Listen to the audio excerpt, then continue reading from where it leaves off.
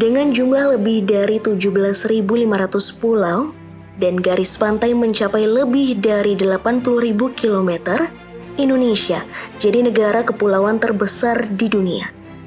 Sepatutnya, banyak potensi maritim yang bisa diandalkan demi kesejahteraan masyarakat dan kemajuan negeri. Namun, mengapa daerah pesisir seakan banyak yang tak tergapai dan bahkan tidak mendapatkan perhatian serius dari petinggi kepentingan?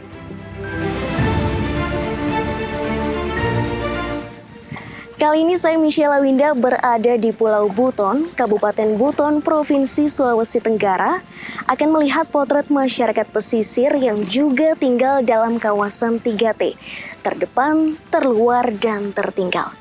Ikuti perjalanan saya menjelajah daerah pesisir Sulawesi Tenggara hanya di Menjadi Indonesia.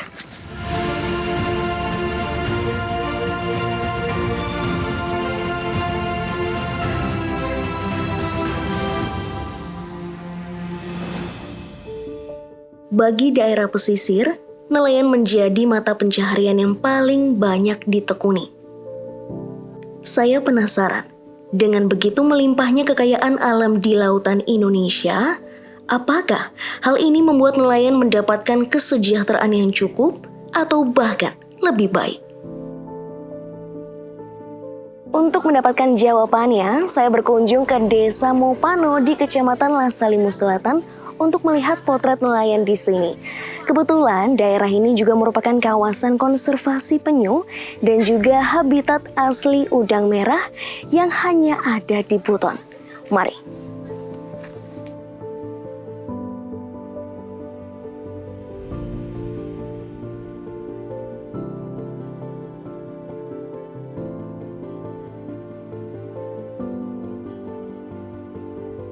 Si bapak lagi ngapain nih di sini?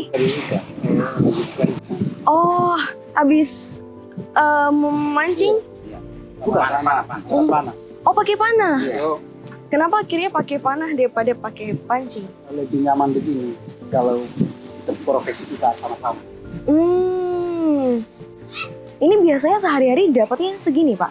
Tidak menentu, tergantung cuaca ekstrim. Kalau cuacanya bagus ya rezekinya lebih banyak lagi. Kalau cuaca ekstrim nggak dapat apa-apa tuh juga pernah? Iya. Juga hasilnya juga banyak. Oh gitu. Setelah ditangkap, ini ikannya mau dibawa kemana? Pulang es dulu baru di pasaran. Oh jadi ditahan sehari dulu baru besoknya dipasarkan gitu. Kalau misalnya pas banyak-banyaknya, biasanya sampai berapa kilo mungkin atau gimana? Kalau di sini pasaran tidak pernah pindah. Kalau diproduksi paling 25 kilo sampai 10 kilo ke atas juga ada. Wah, banyak ya Pak ya? Iya. Dengan tangkapan segitu, apakah itu cukup untuk kebutuhan sehari-hari? Ya, 5 udah cukup. Cukup. Karena pasaran itu tidak menentu. Ya kalau arusnya kencang, setengah mati juga. Gelombangnya. Harus lebih ekstra hati-hati ya kalau pas gelombangnya tinggi. Karena tidak pakai sampan dia. Terima kasih. Bapak udah cerita-cerita di sini. Semoga tangkapannya juga semakin banyak dan selalu sehat selalu untuk bisa mencari demi ekonomi keluarga juga.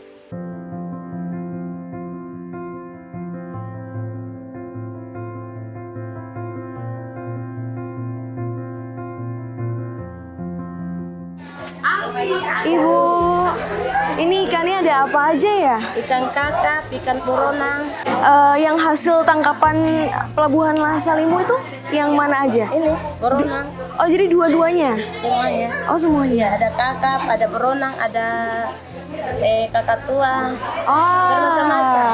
yang favoritnya tapi baronang Nah, sama boronang dengan kakap. kakap. Nah, yang kakap harganya berapa ya? 100, 100, yang baronang 100. 100 juga. Oke, per kilonya ya? Iya, dia per kilo. Per kilo. 100. Ini berarti tadi baru ya ikannya pagi-pagi diantar ke sini? Iya. Oh ya. Buat apa kita bawa?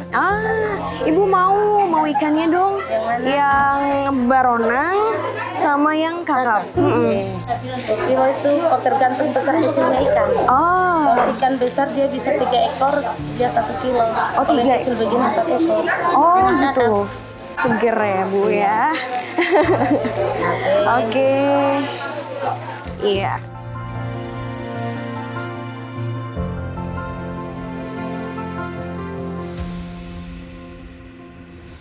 Hasil tangkapan nelayan sangat bergantung dengan biota yang hidup di lautan. Oleh karena itu, langkah konservasi pun penting untuk dilakukan. Permisi, Bapak, ini lagi ngapain? Lagi cari telur penyu. Telur penyu. Oh, sebelumnya dengan Bapak siapa? Pak Awal. Pak Awal. Oh iya, ini penyunya buat apa, Pak? Untuk simpan di penangkaran telurnya. Simpan di penangkaran. Boleh? Saya lihat Pak, saya penasaran. Boleh? Oh boleh. Oke. Pak Awal nih gimana ceritanya sampai akhirnya peduli sama penyu dan ini membuka konservasi untuk penyu? Karena memang penyu ini kan merupakan salah satu hewan konservasi yang dilindungi. Nah, jadi makanya saya lindungi juga ini penyu karena dia ini salah satu penyelamat untuk ikan sebenarnya. Yang bisa memakan ubur-ubur itu kan hanya penyu. Jadi makanya kalau di sini kalau musim banyaknya ubur-ubur itu kan banyak, malahan aktivitas nelayan itu kadang terhambat juga. Gara-gara ubur-ubur Gara-gara itu? ubur-ubur.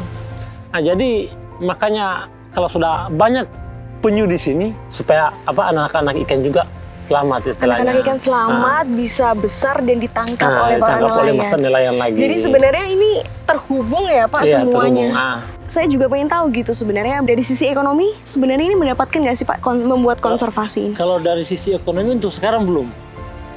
Malahan saya berkorban dengan uang saya, uang pribadi. Siapa tahu saya berbuat begini ada teman-teman juga. Kita bisa sama-sama lah istilahnya. Supaya di wilayah kita ini maksudnya penyu banyak, ikan juga melimpah.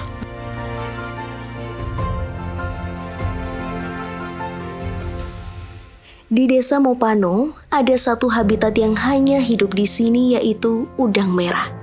Saya yang penasaran pun ditemani oleh Kepala Desa Mopano untuk melihat udang merah tersebut. Pak Kades, jadi ini udang merahnya yang terkenal di Buton. Ini salah satu destinasi wisata yang kami banggakan kalau di Buton. Khususnya kami di Desa Mopano, Pantai Koguna. Jadi kalau orang datang ke Koguna harus datang lihat udang merah. Saya lihat di YouTube itu sudah banyak dongeng-dongeng yang dikarang bahwa inilah kutukan atau apalah. Itu tidak benar. Yang ada memang sudah terbentuk secara alam begini. Airnya juga sudah seperti ini dari dulu. Namun satu keajaiban di sini, tidak ada ikan seekor pun di air ini. Padahal ini airnya kan payau.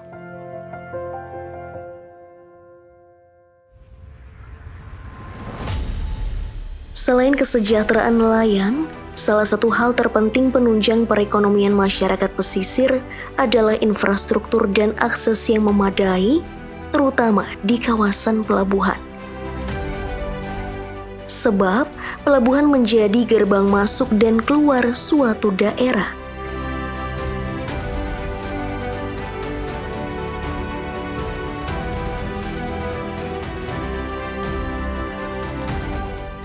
Setelah melihat kampung nelayan dan infrastruktur pelabuhan, saya juga ingin tahu bagaimana sarana kesehatan di wilayah pesisir, khususnya di Pulau Buton.